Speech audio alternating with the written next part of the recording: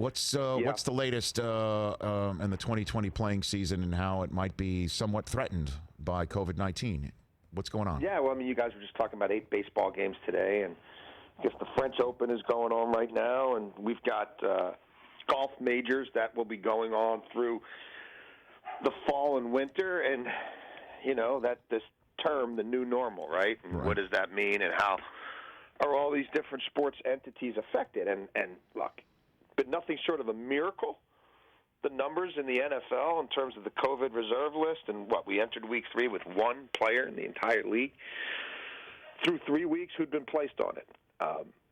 Maintaining those numbers would seem to be statistically improbable, if not impossible, and we're now at a point where the Titans have an issue. And we'll see what the numbers look like moving forward, and obviously they're doing everything in their power to keep the number of cases as low as possible. But in the interim, you know, the league and the PA have to sort of make contingencies. So, you know, at a time when have all these different sports things going on, as I just mentioned, you know, a Tuesday night game, a Wednesday night game, like, does that really seem all that odd, you know, considering everything else that we've watched in the sports landscape, considering, you know, an NBA season continued in one location in Orlando and then an entire playoff played down there, and you know, the NHL and Edmonton and Toronto. So, yeah, everybody's got to adapt. Everybody's got to remain malleable, and everybody's got to try to do their part, you know, to abide by all these regulations or protocols and try to keep the numbers down. But there were always going to be positive tests and outbreaks to some degree. I mean, again, just think about how much humanity is involved in the average workday, in the average NFL training facility. And so now we'll see. You know, we'll see how things look day by day and what makes the most sense and whether they could play Monday or Tuesday or whatever else. But also bear in mind, these stadiums aren't being used for anything else. You're not dealing with sponsors. You're not dealing with fans. You're not having to refund tickets by and large. Yes, there's a few places that they're playing to a very small number, but not, you know, not involving this game.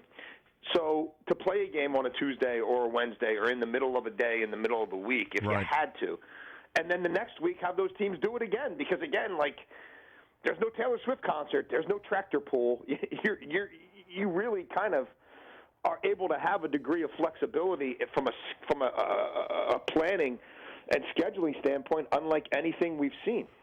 Jason Canfora here on the Rich Eisen Show. So then there's 2 questions.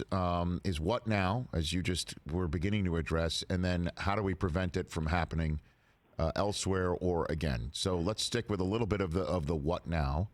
And on that front, I guess they're just looking at positive tests. That's what they're going to wait to see, and then how long? And trying to see is this something that emanated from our building or emanated from a bus that we were all on together, or not all of us, because now it's multiple buses, right? Because you've got one guy per row, and was it on a plane? You know, was it at the hotel? And just trying to gain as much insight into that as you can, because that obviously helps you, you know, prevent it from happening again, and then know how many people. Okay, well, if it was a bus, or was it bus 1, was it bus 2, was it bus 3, who else was on that bus? And, you know, in terms of preventing it, I'll just say what I said before. I think it's an absolute miracle that, you know, A.J. Terrell was the only guy in the league on a COVID list through an entire training camp, albeit truncated, but still, they were in these buildings for 6 weeks. Right. And then through 3 weeks of play.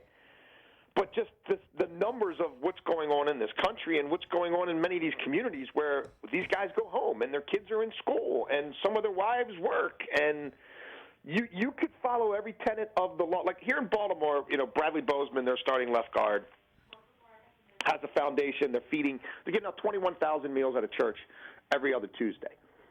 He and his wife, Nikki, have never been there to actually take part in it because they're not allowed to be around more than 10 people, So they've got these Zoom robots that the Ravens send down there, and as the people are picking up their meals, they've got Brad and Nikki on either side on a screen.